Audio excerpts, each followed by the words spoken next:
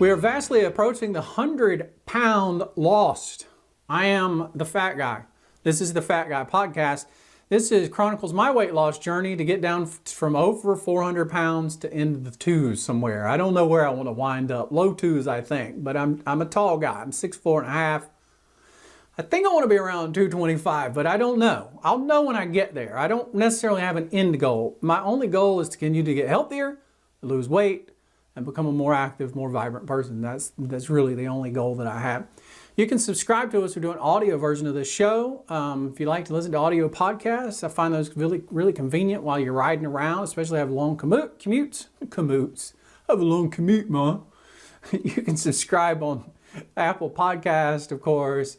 You can subscribe on the Google. They got the new Google Play podcast out now. Thank God, Google, finally for getting there. And then, of course, Stitcher as well. And then for here, video updates, hit the bell if you're already subscribed. And if you're not subscribed, hit the subscribe button and hit the bell.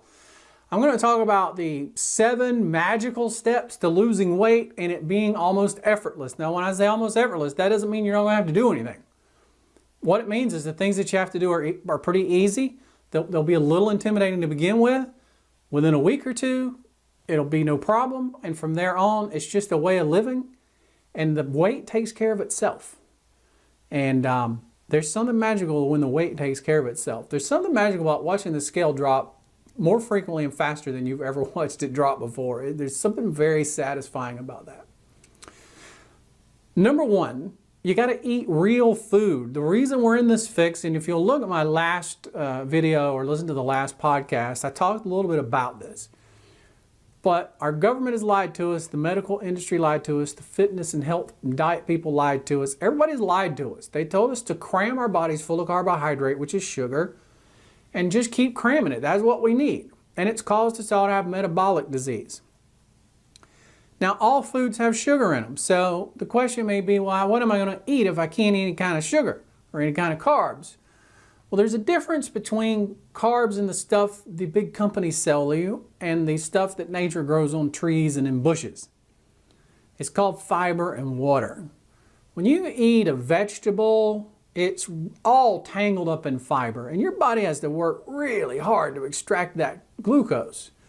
And on top of that, it forms a little gel inside your intestines and digestive tract. And it makes it, the glucose is just drip feed into your blood. It's just a bleep, bleep. Whereas when you eat some of these packaged foods that you buy that they call food, but they really aren't food, they're frankenfood, you go whoosh. That's how much sugar you got, and your body freaks out. You don't have to read labels, really. Only once you've been on this diet a while like I have and you're starting to experiment and see if you can work some kind of, interesting recipes into the diet. But the basic diet is eating real food. You don't have to count calories in meat. You don't have to count carbs in meat. You don't have to count carbs in vegetables. The only caveat I would say is it needs to be mainly vegetables, or totally vegetables grown above the ground. That's the ones you want to eat. Primarily greens, cruciferous vegetables, those type things. Maybe some cabbage, but things like asparagus, collards, turnips, salads, things that are very, low in carb, very dense in fiber. They're also suspended in water, and so that really helps. So that's number 1, just start eating real food. The outside section of your grocery store, at my grocery store, you come over here to the right, you got salads, then you've got the vegetables, and then you've got the fruit and all the other produce here. Then you go down the back wall. The back wall has the meats. You head all the way to the far left corner. You have your dairy. And then the far right, left-hand side is all of your cheeses and your eggs.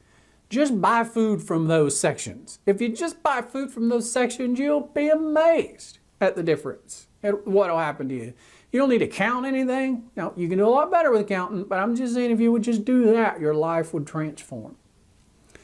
Number 2, we've already addressed a little bit, but I'm going to throw it in here because it's an official step, and that's eat low carb. But specifically, when you first start this, you want to limit your carbs to 20 or less a day. 20 carbs or less a day. When you start, it's going to seem impossible.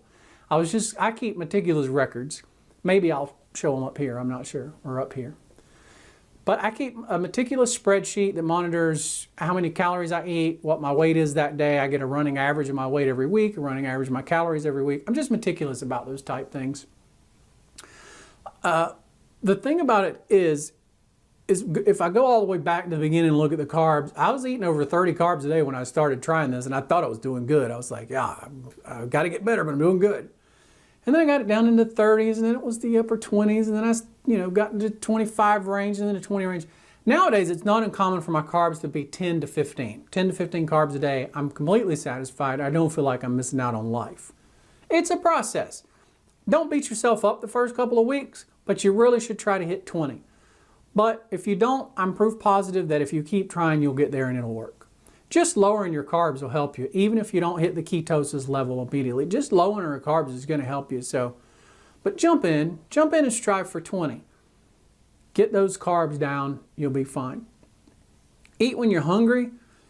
You'll find that after you've been on a ketogenic diet for a while, you'll actually know when you're hungry, and it's not a sugar crash, which is what happens on the standard American diet.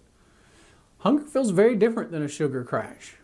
If you're eating a standard American diet that has the carbs and stuff in it, and you're eating all the breads and the pastas and the stuff that comes packed in boxes and bags and cans that you buy from in the middle aisles of the store, your blood glucose does this. You eat it, your blood glucose shoots way high like this.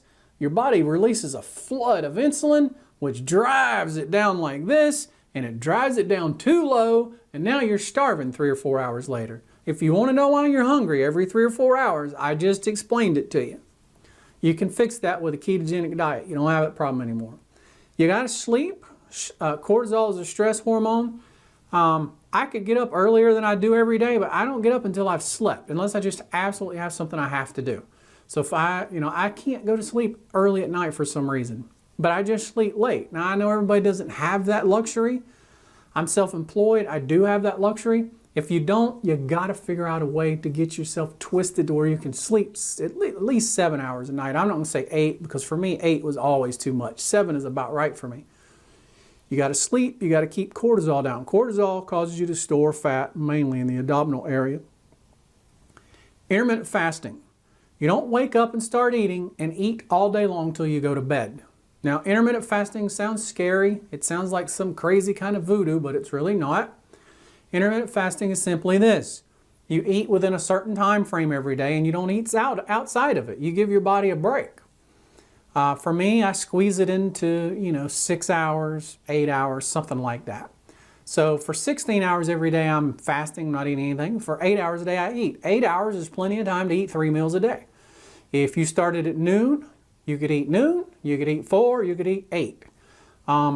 I would say one of the best things you'll ever do is stop eating breakfast. Now, technically, breakfast is any time you break your fast. So it doesn't matter if it's 5 in the afternoon or 5 in the morning. Breakfast means breaking your fast. So technically, you're always eating breakfast, but I mean the traditional wake up and eat breakfast thing.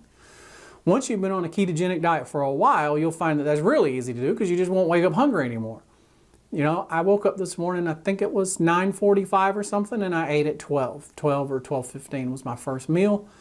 I just finished my last meal about 30 minutes ago, and it's around 7:15, and I'll probably have just a slight little snack here squeezing in at the last minute so that I get my food in 8 hours. Now, I won't eat again for 16 hours. What that allows your body to do, even on a low-carb diet, there may be some carbs in there, your body gets to process those carbs, and your insulin gets to fall all the way down, and then you sleep all night, you get up the next day, you make it all the way to noon, with your insulin levels really low. And if you missed my last video or last podcast, you would know this. When insulin is high, your body stores fat. It refuses to release it. When insulin is low, that signals your body to burn the fat that you have on it. So you're getting all those hours of fat burn. And intermittent fasting is wonderful. It's not hard to do. It's not complicated. Pick an 8-hour window. Eat within that 8-hour window. The other 16 hours, don't eat.